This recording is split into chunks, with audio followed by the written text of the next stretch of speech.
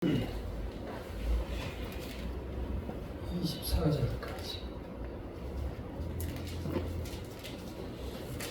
데살로니가전서 5장 19절에서 24절 333페이지입니다. 19절에서 23절까지 함께 읽겠습니다. 시작. 성령을 소멸하지 말고 예언을 멸시하지 말고 범사에 헤아려 좋은 것을 취하고 악은 어떤 모양이라도 버리라. 하나님이 친히 너희를 온전히 거룩하게 하시고 또 너희의 온 영광과 혼과 몸이 우리 주 예수 그리스도께서 강림하실 때에 흠없게 구별되기를 원하노라. 너희를 부르신 이는 믿으시니 그가 또한 이루시리라. 24절까지. 참으로 더운 날씨가 계속되고 있습니다.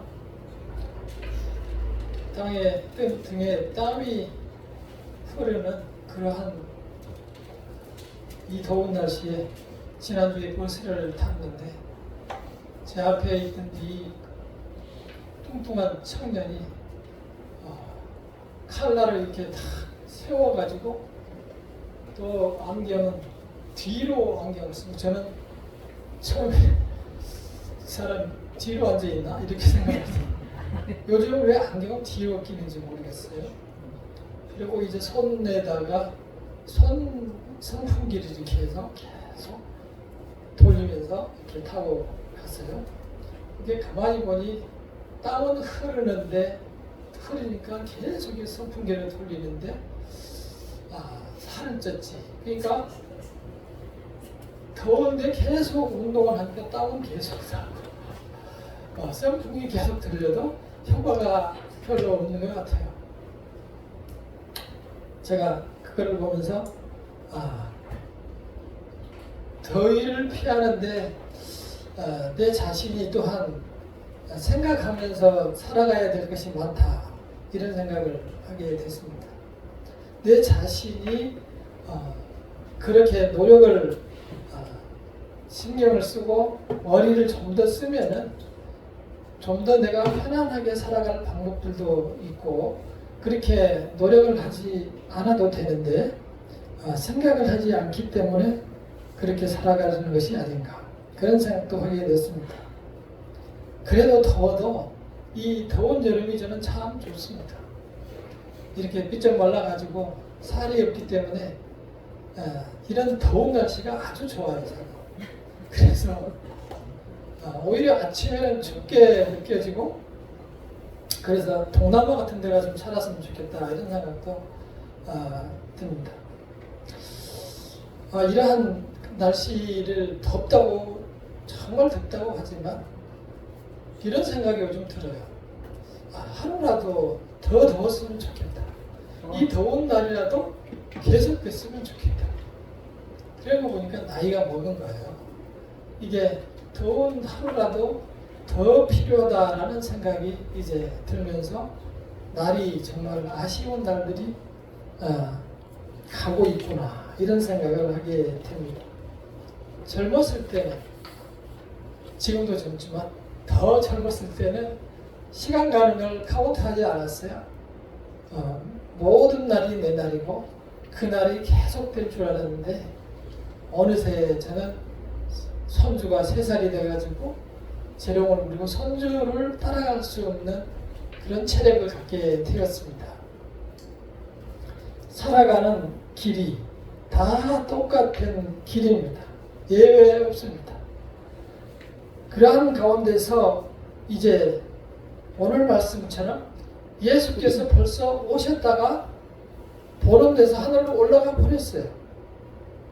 많은 사람들이 살아있어요. 아직 본 사람들이 살아있는데 일부는 아직도 무슨 소리냐, 그 사람 아니다, 오지 않았다 라고 계속 기다리는 사람과, 또는 우리처럼 오셨다, 왔다가 가셨고 그 사람이 우리의 죄를 대신해서 십자가를 지셨다, 그 믿는 사람과 믿지 않는 사람으로 구분이 되어 있는 그러한 시대였습니다. 그래서 그러한 가운데서 이러한 말씀을 주고 있는 것입니다. 단순하게 말씀을 드렸습니다만 그 두 사람의 끝은 너무너무 다릅니다. 아직 기다리는 사람들은 우리처럼 세상에 있는 많은 사람처럼 기다리다가 예수를 만나지 못하고 가는 거예요. 기다리다가 불행한 최후를 맞게 되는 거예요. 그러나 하나님을 알고 예수를 믿는 사람들은 내가 때로 부족하고 모르고 지나갔을지라도 주님의 사람이 되어서 천국으로 가는 거예요. 아멘. 그래서 우리는 하나님을 믿고 하나님께 경배를 올리는 것입니다. 예수님이 왔다가 갔다고 하시는 것은 예수님을 믿는다는 거예요. 예수님을 기다린다는 것은 예수를 믿지 않는다는 거예요. 지금 이스라엘 사람들이 그렇게 하고 있는 것이죠. 이 말씀은, 오늘 주신 말씀은 그렇게 이 세상을 함께 살아가는 세상에서 성도들이, 구별된 하나님의 백성들이 어떻게 살아가는 것이 좋을까, 그 권고의 말씀을 주신 것입니다. 마음으로 받으시기를 바랍니다. 19절을 함께 읽어보겠습니다. 시작. 성령을 소멸하지 말라. 성령을 소멸하지 말라. 성령이 무엇인데 우리가 성령을 소멸하지 말라고 할까요? 우리가 성령을 소멸할 수 있을까요? 그 성령은 삼위 하나님 중에 한 분이십니다. 성부 하나님과 성자 예수님과 그리고 성령 하나님, 그 세 분이 한 분으로 계신다는 거예요. 그 중에 세 번째로 말씀을 드린 성령 하나님을 성령이라고 우리가 말합니다. 그 성령을 우리가 우리의 힘으로 소멸할 수 있습니까? 소멸할 수 없어요. 소멸할 수 없는데 여기서 지금 소멸하지 말라고 표현을 하고 있습니다. 그 의미에 대해서 생각해 보도록 하겠습니다. 성령 하나님은 전지전능하신 분입니다. 모든 것을 할 수 있고 모든 것을 아시고 시간과 공간의 제약을 받지 않으시는 겁니다. 오늘 우리의 예배를 받으시고 집에 있을 때도 예배를 받으시고 기도를 받으시고 다른 교회에서도 다 하나님께 예배를 드릴 때 다 받으시는 것. 시간과 공간, 장소에 구애를 받지 않는 전지전능하신 분이 성령이십니다. 그 세 하나님은 성부 하나님과 성자 하나님과 성령 하나님은 서로 사랑의 교제를 하면서 그 사랑의 교제 속에서 연합으로 계시는 겁니다. 그 사랑으로 산다는 것을 우리는 주목해야 합니다. 그분들의 성품이 사랑이라는 거예요. 주고받고 우리의 육의 양식은 음식을 먹는 거예요. 그리고 우리 육에는 피가 있어야 그 사람이 살아있는 거예요. 성부 하나님과 성자 하나님과 성령 하나님은 사랑으로만 살아갑니다. 그래서 사랑은 그분에게만 있는 것이고 하나님은 사랑이라고 우리는 말하는 겁니다. 그래서 그가 진정으로 사랑이라는 것을 보여주는 것이 바로 그리스도 예수의 십자가로 우리에게 오신 사건입니다. 전적으로 그분은 우리에게 모든 것을 다 주신 거예요. 예수님께서는 오실 때에 우리처럼 인간의 육신으로 오셨지만 성령으로 잉태했습니다. 사람 사이에서 태어난 것이 아니고 성령으로 잉태해서 오셔가지고 자기가 죄가 없으신 분이 우리를 위해서 우리의 죄를 위해서 대신 십자가를 지신 거예요. 우리는 그것을 사랑이라고 말합니다. 우리는 그 사실을 나를 위한 사랑으로 받아들이는 그 믿음으로 이 세상을 살아가야 합니다. 아멘. 그 믿음으로 살아가지 않으면 정말 우리가 믿음으로 살아내기가 힘듭니다. 하나님께서도 그것을 아십니다. 우리의 믿음이 너무 여작하다는 사실을 아셨어요. 그래서 예수께서 천국으로 올라가셨으니 우리의 눈으로 봤을 때 천국으로 올라가셨어요. 40일을 계시다가 올라가시니까 자, 남아있는 사람들이 얼마나 불안하고 허무했겠어요. 가셨구나. 이제는 안 계시겠구나. 이렇게 생각을 할 것을 생각하셔서 이제 우리에게 보내주신 것이 성령 하나님이신 겁니다.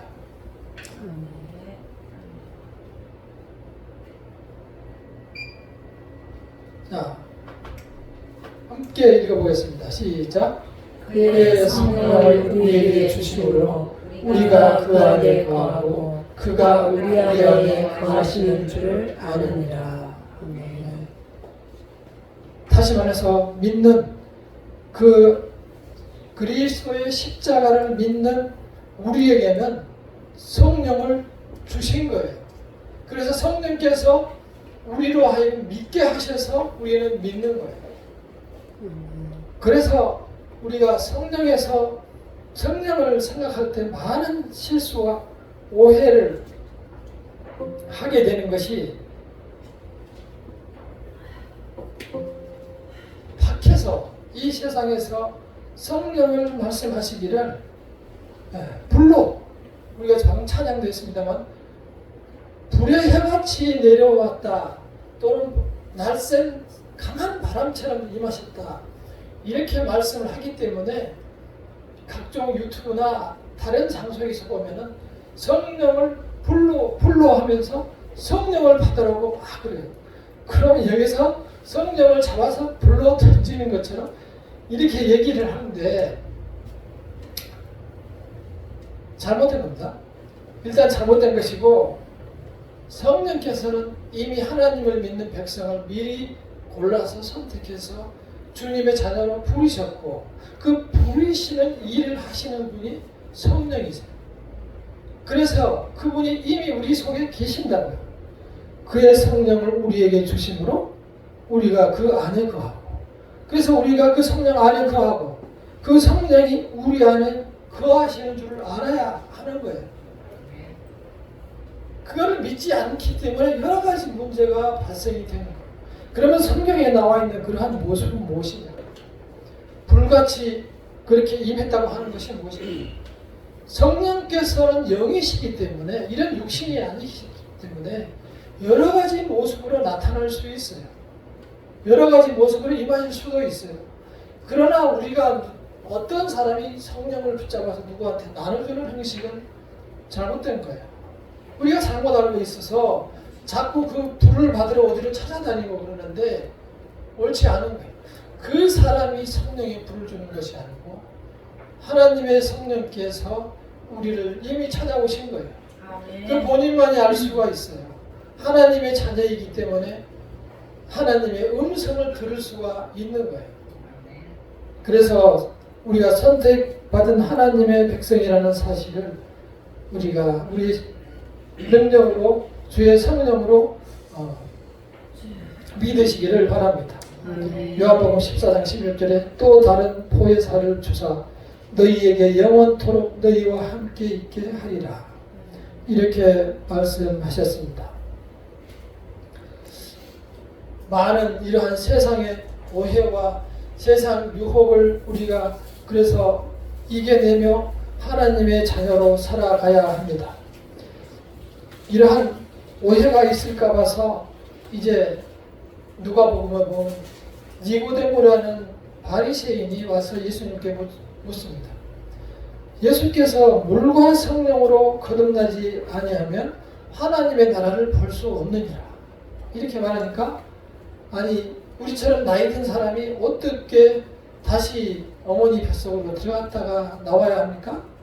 이렇게 물어봅니다. 그분은 니고데모라는 바리새인이었기 때문에 성경을 거의 다 외우고 있어요. 그때 당시에 성경이라고 하면 모세 오경을 얘기합니다. 창세기, 출애굽기, 레위기, 신명기. 모세 오경은 거의 외우고 있는 사람들인데 그 사람이 바로 예수께서 오셨을 때 내가 네게 말하노니 사람이 거듭나지 않으면 하나님의 나라를 볼 수 없느니라. 이러니까 어떻게 내가 거듭나느냐라고 이제 이상하게 생각합니다. 그때 대답합니다. 너희가 바람을 불 때 어떠느냐? 바람이 불 때 그 소리는 나되 이게 어디서 와서 어디로 가는지 아느냐? 대답을 당연히 못했겠죠. 모르지만 바람은 분명히 있었고 바람은 지나갔다. 성령으로 난 사람도 이와 같으니라. 성령으로 난 사람은 성령이 지나간 흔적은 있는데 겉으로 눈에 보이는 것은 없는 거예요. 그래서 성령이 우리의 몸속에, 우리의 영혼 속에 머무르고 계시는 겁니다. 그래서 보여주고 무엇으로 나타내려고 하는 것을 우리는 경계해야 합니다. 우리는 이런 혼란한 시대에 보이는 것으로 성령을 얘기하는 것을 경계하며 살아가야 합니다.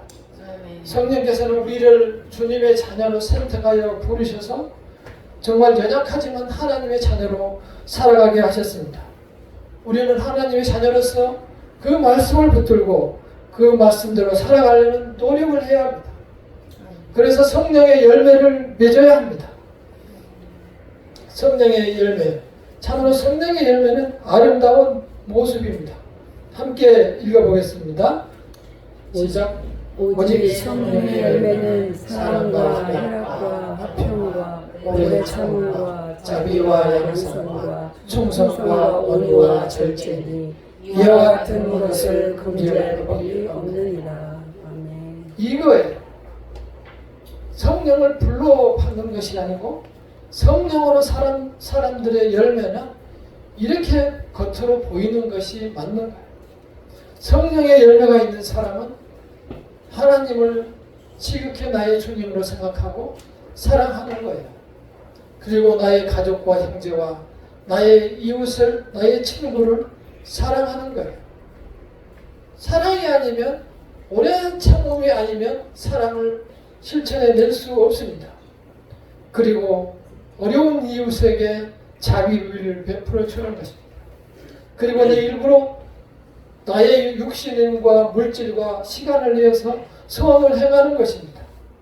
충성이라는 것은 나에게 작은 일, 그것이나마 하나님의 주신 것으로 생각하고 그 일에 집사로서, 권사로서, 장로로서, 목사로서 자기 일에 충실히 하나님의 일로 생각하고 살아가는 것이 성령의 열매인 것입니다. 그 사람들 마음속에는 따뜻함이 있습니다. 그 사람은 나의 탐욕을 이겨내는 절제가 있습니다. 이것이 진정한 성령의 열매이고 하나님의 사람의 모습인 것입니다. 이 모습이 아름다운 모습이고 우리가 인생을 살아갈 때 행복한 사람의 모습인 것입니다. 혼자 계실 때에 이 성령의 열매를 한번 상상하시면서 이 모습은 어떤 모습일까 한번 생각하면서 그 모습을 사모하며 이 세상을 살아가시면 성공하는 삶, 승리하는 인생을 살아갈 수 있을 것입니다. 아멘. 자, 두 번째로 21절을 읽어보겠습니다. 시작. 범사에 헤아려 좋은 것을 취하고 악은 어떤 모양이라도 버리라. 모든 일을 함에 있어서 선을 택하고 또 악은 어떤 모양이라도 버리라. 이 말씀을 보면 선택은 한 가지입니다. 모든 것을 할 때 선을 선택하고 악은 어떠한 모양이라도 버리라 했으니 남아있는 것은 선뿐이 없는 것이죠. 그러나 이 세상을 살아가는 일은 우리가 육신으로 살아가는 세상은 정말 힘든 세상이에요. 그래서 이렇게 우리가 선한 사람으로 선한 모습으로 살아가기가 정말 어렵습니다. 주변에 그런 일들이 너무너무 많아요. 제 주변에도 저도 일주일간 내내 그런 것과 싸우고 또 뉴스를 보면 또 그런 선악간의 싸움이 나오고 그러한 속에서 우리도 지금까지 이 나이가 되도록 살아왔습니다. 내 자신의 심령을 꽉 붙잡지 않으면 우리가 이 세상을 이기며 살아갈 수가 없어요. 지난주에 어떤 사람이 울먹이면서 전화가 왔어요. 좋은 뜻으로 내가 지인한테 문자를 보냈는데 아주 나를 무시하고 나쁜 사람으로 거짓말 양식으로 답장이 왔다. 견딜 수가 없더라고. 그냥 속이 아파가지고 저한테 전화가 왔어요. 그래서 견딜 수 없으면 뭘 해라. 견딜 수 없으면 뭘 해라. 이렇게 대답을 했는데요. 가끔 카톡 같은 데도 이렇게 보면은, 그래서 우리가 많은 단톡 같은 것도 하죠. 거기서 보면은 어떤 사람이 한 말을 해놓고 아무도 대답이 없으면은 왜 댓글을 안 다냐고 막 전화해서 물어보고 그래요. 그래도 하지 마세요. 가만히 보면은 결국 댓글을 다지 않은 사람이 결국 이기더라고요. 제가 여기서 댓글 얘기하는 것은 우리 말씀을 읽는 걸 얘기하는 거 아니에요. 아마 다 말씀을 읽으면서도 거기에 안 올리는 것이라고 생각해요. 말씀을 읽으시고 그 댓글을 말씀드리는 게 아니고 그만큼 사람들이 모여있는 곳에 표출하는 것은 많은 부분들이 악한 것들로 드러나는 것들이 정말 많아요. 그래서 우리 자신들이 너무 내 자신을 확신한 속에서 살아가면 안 됩니다. 그렇게 살아가지 말라고 요즘 TV에서 정말 많이 보여주고 있습니다. 불쌍하기 짝이 없잖아요. 수십 년 자기들이 일군 터전과 인생과 가정을 하루아침에 내 자신의 탐욕을 이기지 못해서 몰라서가 아니고 공부를 제일 많이 했고 우리가 선망하는 직업을 가졌기 때문에 다 그 끝을 알아요. 그러나 안다고 되는 것이 아니고 나의 탐욕을, 나의 욕심을 그렇게 되면 더 좋은 것을 얻겠지. 그러한 욕심을 현재 내 자리에 만족하지 못하는 그러한 욕심 속에 내 자신이 결국은 수렁으로만 빠지게 됩니다. 우리는 그런 것도 보면서 깨달음이 있어야 합니다. 우리 자신들이 종종 그런 탐욕에 휩쓸려 있다 보면은 큰 낙심에 빠지게 됩니다. 그래서 시편에서 이 말씀을 주셨습니다. 자, 시간이 많이 지났지만 시편 73편을 함께 찾아가 주시기를 바랍니다. 시편 73편 구약성경 855페이지입니다. 시편 73편 1절에서 7절까지 읽겠습니다. 시작.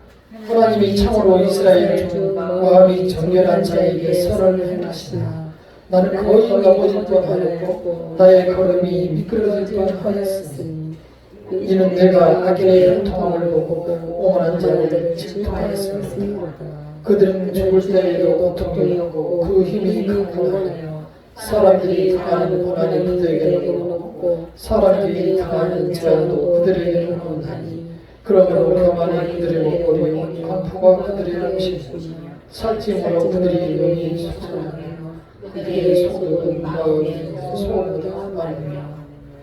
그러니까 어떤 짓만 하는 사람이 보니까 정말 잘 살고 돈도 많고 얼굴이 피렁피렁 살이 쪄서 눈이 튀어나올 정도로 살이 찌더라. 고통도 없고 잘 살아가더라. 그걸 보고 그럼 나는 뭐야 이거. 정말 가진 것도 없고 이렇게 맨날 힘들게 하고 먹고 살게 바쁜데 이렇게 낙심합니다. 그것이 연약한 우리의 모습이에요. 그렇게 세상을 바라보며 우리는 믿음이 있다고 하지만 하나님의 자녀라고 하지만 내 자신에게 실망을 하게 됩니다. 세상 것으로 인해서 내 자신이 실패하고 낙심하고 좌절할 정도까지 됩니다. 그러나 73편 그 16절에서 19절을 함께 읽어보도록 하겠습니다. 16절에서 19절까지 시작. 내가 어쩌면 이를 할까 하여 생각하니 그것이 내게 심한 고통이 되었다니 주 하나님의 성소에 들어갈 때에야 그들의 종말을 내가 깨달았나이다. 주께서 참으로 그들을 미끄러운 곳에 두시며 파멸에 던지시니 그들이 어찌하여 그들이 갑자기 황폐하게 되었는가 놀랄 정도로 그들은 전멸하였다. 그들은 전멸하였다.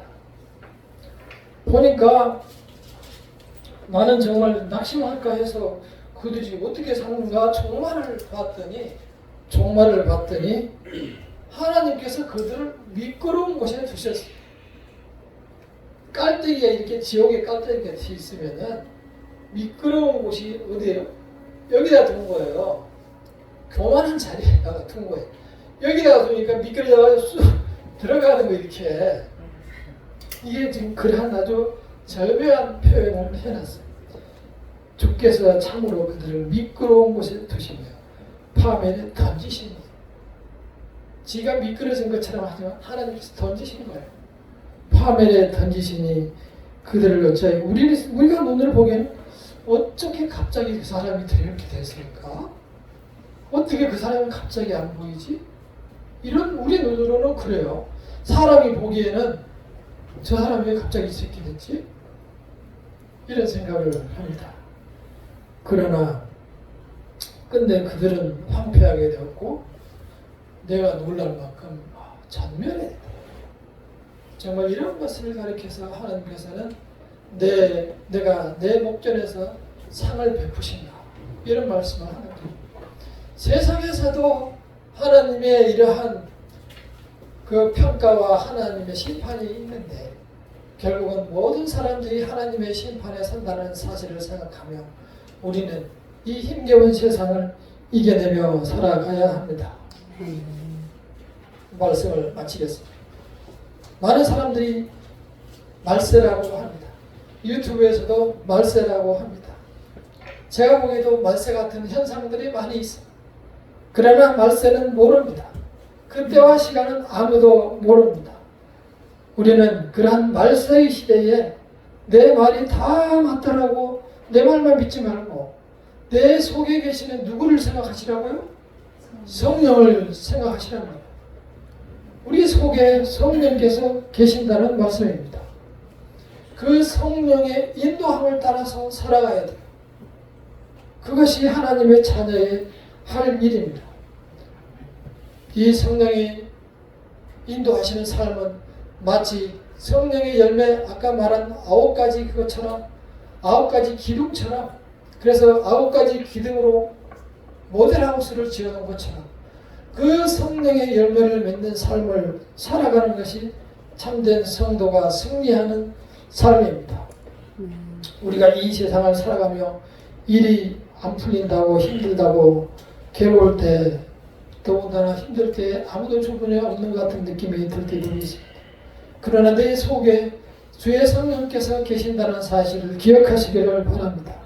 그 사람이 하나님의 자녀입니다.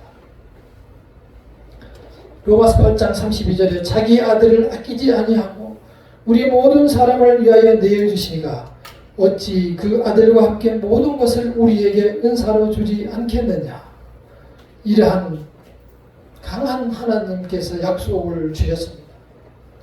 우리가 하는 사업이나 우리가 하는 모든 계획이나 또한 괴로움 중에 외로움 중에 하나님께 원하는 일들이 있을지라도 나와 함께 하시는 성령을 바라보시기를 바랍니다.